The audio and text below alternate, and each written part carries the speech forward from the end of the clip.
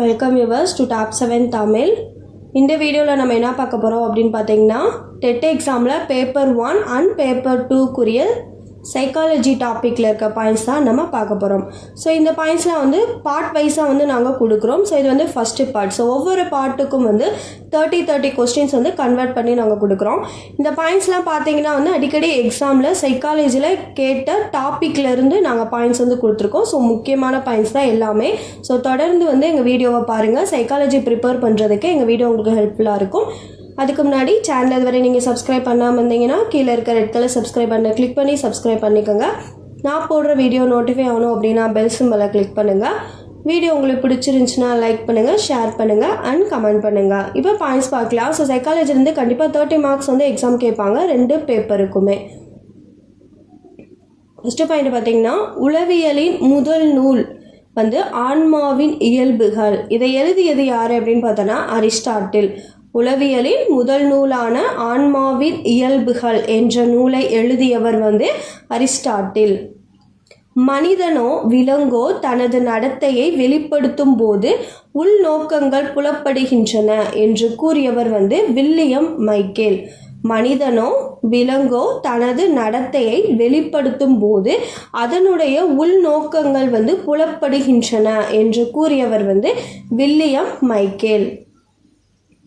முதல் உளவியல் ஆய்வுக்கூடம் தொடங்கப்பட்ட இடம் வந்து ஜெர்மனி, ஸ்பிசிக் நகரம் அப்படின்ற நகரத்தில் வந்து தொடங்கியிருக்காங்க.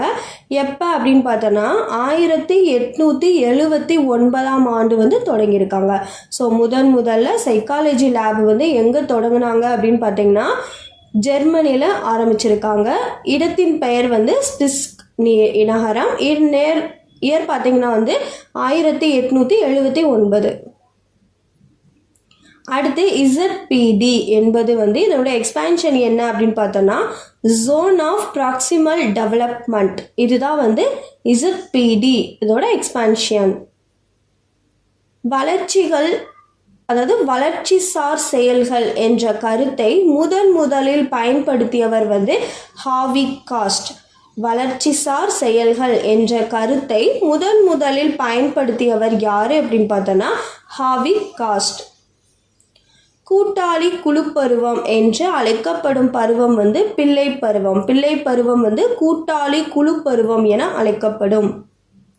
இன்று திங்கட்கிழமை, நாளை மறுநாளுக்கு முந்தைய கிழமை. இது எந்த வகை சோதனை அப்படின்னு பார்த்தோன்னா புரிந்து கொள்ளுதல். அதாவது இன்னைக்கு திங்கட்கிழமைனா நாளைக்கு மறுநாளுக்கு முந்தைய கிழமை வந்து எந்த நாள் அப்படின்ற கொஸ்டின் கேட்பாங்க. இது வந்து எந்த வகையான சோதனை அப்படின்னு கேட்டாங்கன்னா புரிந்து கொள்ளுதல். இந்த கொஸ்டினுக்கு வந்து நம்ம புரிஞ்சுதான் ஆன்சர் பண்ண முடியும். அதான் வந்து இது புரிந்து கொள்ளுதல் சோதனை. அடுத்து பார்த்தீங்கன்னா, எரிக்சனின் சமூக தொடர்புகள் கூற்றுப்படி தானே முற்பட்டு செயலாற்றும் பண்பில் செல்வாக்கு வகிப்பது எது அப்படின்னு பார்த்தோன்னா ஆதார குடும்பம். அவங்க குடும்பம் தான் வந்து செல்வாக்கு வகிக்குது. எரிக்சனுடைய சமூக தொடர்புகள் கூற்றுப்படி, ஸோ சமூக தொடர்புகள் கூற்றை கூறியவர் எரிக்சன். அந்த கூற்றுப்படி தானே முற்பட்டு செயலாற்றும் பண்பில் செல்வாக்கு உடையது வந்து ஆதார குடும்பம். முதல் உளவியல் ஆய்வுக்கூடத்தை தொடங்கியவர் வந்து உண்டு. முதல் ஆய்வுக்கூடத்தை தொடங்கியவர் உண்டு. முதல் உளவியல் ஆய்வுக்கூடம் அமைந்த இடம் ஜெர்மனி. சமூக உளவியலிலும் கல்வி உளவியலிலும் பயன்படுத்தும் முறை வந்து கள ஆய்வு முறை. சமூக உளவியலிலும் கல்வி உளவியலிலும் பயன்படுத்தும் முறை வந்து கள ஆய்வு முறை. அதாவது நேராக சென்று டைரக்டாக அவங்கள சோதிக்கிறதா வந்து கள ஆய்வு முறை. நுண்ணறிவு பற்றிய முடியரசு கொள்கை எனப்படுவது வந்து ஒற்றை காரணி கொள்கை. நுண்ணறிவு பற்றிய முடியரசு கொள்கை எனப்படுவது வந்து ஒற்றை காரணி கொள்கை. ஆக்கத்திறனுடன் நெருங்கிய தொடர்பு கொண்ட பண்பு வந்து நகைச்சுவை. ஆக்கத்திறனுடன் நெருங்கிய தொடர்பு கொண்ட பண்பு வந்து நகைச்சுவை. ஒருவரின் லட்சியம் நல்லொழுக்கம் அடிப்படையில் வந்து அமைய வேண்டும். ஒருவருடைய லட்சியம் எதன் அடிப்படையில் அமைய வேண்டும் அப்படின்னு கேட்பாங்க. நல்லொழுக்கத்தின் அடிப்படையில். வினா வரிசை முறையை உளவியல் ஆராய்ச்சிக்கு முதலில் பயன்படுத்தியவர் வந்து பிரான்சிஸ் கால்டன். வினா வரிசை முறையை உளவியல் ஆராய்ச்சிக்கு முதலில் பயன்படுத்தியவர் பிரான்சிஸ் கால்டன். தொழில் உளவியலின் வளர்ச்சிக்கு உதவியவர் மயர்ஸ். தொழில் உளவியலின் வளர்ச்சிக்கு உதவியவர் மயர்ஸ். கல்வி உளவியலுக்கு வித்திட்டவர் ரூசோ. கல்வி உளவியலுக்கு வித்திட்டவர் ரூசோ. நல்லொழுக்க வளர்ச்சியை 3 நிலைகளாக பிரித்தவர் கோல்பர்க். நல்லொழுக்க வளர்ச்சியை 3 நிலைகளாக பிரித்தவர் யாரு அப்படின்னு பார்த்தோன்னா கோல்பர்க். பிறருக்கு உதவுதலில் மகிழ்ச்சி கொள்ளுதல் என்பது மனவெழுச்சி முதிர்ச்சி ஆகும். பிறருக்கு உதவும் போது மகிழ்ச்சி கொள்ளுதல் என்பது எந்த வகை மனவெழுச்சி அப்படின்னா மனவெழுச்சி முதிர்ச்சி. தொடர்புள்ள அனுபவங்களை மாணவர்கள் தாங்களாகவே ஒப்பு நோக்கி பொது பண்புகளை கண்டறிய உதவும் கற்பித்தல் முறை தொகுத்தறி முறை. தொடர்புள்ள அனுபவங்களை மாணவர்கள் தாங்களாகவே அதை உற்று நோக்கி அதனுடைய பொது பண்புகளை கண்டறிய உதவும் கற்பித்தல் முறை தொகுத்தறி முறை. ஆசிரியர் என்பவர் டேஷாக இருக்கும்போது வீட்டு பாடம் செய்தல் சுமையாக இருப்பதில்லை அப்படின்னு பார்த்தோன்னா வீட்டு பாடத்தை புதுமையாக அளிப்பவர். அதாவது ஒரு டீச்சர் ஒரு ஹோம்ஒர்க் கொடுக்குறாங்க அப்படின்னு பார்த்தோன்னா அந்த ஹோம்ஒர்க் எப்போ மாணவர்களுக்கு கஷ்டமாக இருக்கிறதில்ல அப்படின்னு பார்த்தோன்னா அவங்க வீட்டு பாடம் புதுமையாக இருக்கும்போது, ஏதாவது ப்ராஜெக்ட் இந்த மாதிரி இருக்கும்போது அவங்களுக்கு ஹோம்ஒர்க் புதுசாக இருக்கனால இன்ட்ரெஸ்ட் எடுத்து செய்வாங்க. அதுதான். ஸோ இது கேட்கலாம், ஏன் எப்போ அப்படின்னு கேட்கலாம். கொஞ்சமாக ஹோம்ஒர்க் கொடுக்கணும் அந்த மாதிரி ஆப்ஷன்ஸில் கொடுத்துருக்கலாம். ஸோ ஆன்சர் என்ன அப்படின்னு பார்த்தோன்னா வீட்டு பாடத்தை புதுமையாக அளிப்பவர். ஆசிரியர் கற்கும் குழந்தையின் இயல்பு பற்றிய அறிவு பெற்றிருத்தல் அவசியம் என கூறியவர் ரூசோ. ஆசிரியர் ஒரு கற்கும் குழந்தையினுடைய இயல்பு பற்றிய அறிவு பெற்றிருத்தல் அவசியம் என கூறியவர் ரூசோ. சிறு குழந்தைகளுக்கு கற்பித்தலில் பொருட்கள் முந்தி சொற்கள் பிந்தி என்ற கருத்தை வெளியிட்டவர் பெஸ்டலாசி. சிறு குழந்தைகளுக்கு கற்பித்தலில் பொருட்கள் முந்தி சொற்கள் பிந்தி என்ற கருத்தை வித்திட்டவர் பெஸ்டலாசி.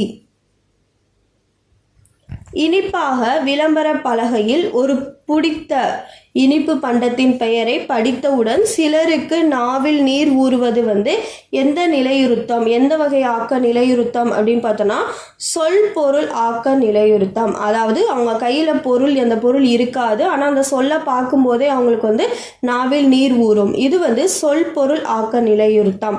அதாவது இனிப்பாக விளம்பர பலகையில் ஒரு பிடித்த இனிப்பு பண்டம் பெயரை எழுதும் போது படித்தவுடன் சிலருக்கு நாவில் நீர் ஊறுவது எந்த வகை ஆக்க நிலையுறுத்தம் அப்படின்னு பார்த்தோன்னா சொல் பொருள் ஆக்க நிலையுறுத்தம். எரிக்சனின் சமூக தொடர்புகள் கூற்றுப்படி தானே முற்பட்டு செயலாற்றும் பண்பில் செல்வாக்கு வகிப்பது குடும்பம். ஆதார் குடும்பம். குழந்தைகளின் கல்வியை அதன் உளவியல் பண்புக்கேற்ப அமைதல் வேண்டும் என கூறியவர் யாரு அப்படின்னு பார்த்தோன்னா டெர்மன். ஒரு குழந்தையினுடைய கல்வி அதன் உளவியல் பண்புக்கு ஏற்ப அமைய வேண்டும் என கூறியவர் டெர்மன். கற்பித்தலில் மாணவர்களது முன்னறிவுடன் புதிய பாட கருத்துக்கள் இணைதலின் முக்கியத்துவத்தை விளக்கியவர் ஹெர்பர்ட். அதாவது கற்பித்தலில் மாணவர்கள் அவங்க ஏற்கனவே படித்த அந்த முன்னறிவுடன் தற்போது இருக்கும் பாடக்கருத்துக்களை இணைத்து கற்பது ஈஸியாக இருக்கும். இதன் முக்கியத்துவத்தை விளக்கியவர் யார் அப்படின்னு பார்த்தோன்னா ஹெர்பர்ட். குளவி பூங்கா முறையை உருவாக்கியவர் ப்ரொபெல். குளவி பூங்கா என்ற முறையை உருவாக்கியவர் யாரு அப்படின்னு பார்த்தோன்னா ப்ரொபெல். கல்வி உளவியலின் வரம்பாக கோலஸ்னிக் குறிப்பிடுவது கற்பித்தல் முறைகள். கல்வி உளவியலின் வரம்பாக கோலஸ்னிக் குறிப்பிடுவது கற்பித்தல் முறைகள். மனவெழுச்சி தூண்டல்கள் தாக்கும் முயற்சியின் ஒரு பகுதி ஹைப்போதலாமஸ். அதாவது மனவெழுச்சி தூண்டல்கள் தாக்கும் முறையின் ஒரு பகுதி தான் இந்த ஹைப்போதலாமஸ். சூழ்நிலை ஒருவரது வளர்ச்சி இயல்பின் அடிப்படை மனநிலை இன்று என கூறியவர் யாரு அப்படின்னு பார்த்தோன்னா சூழ்நிலைவாதிகள். அதாவது சூழ்நிலை ஒருவனது வளர்ச்சி இயல்பில் அடிப்படை மனநிலை அல்ல என கூறியவர் சூழ்நிலைவாதிகள் தான் சொல்லியிருப்பாங்க.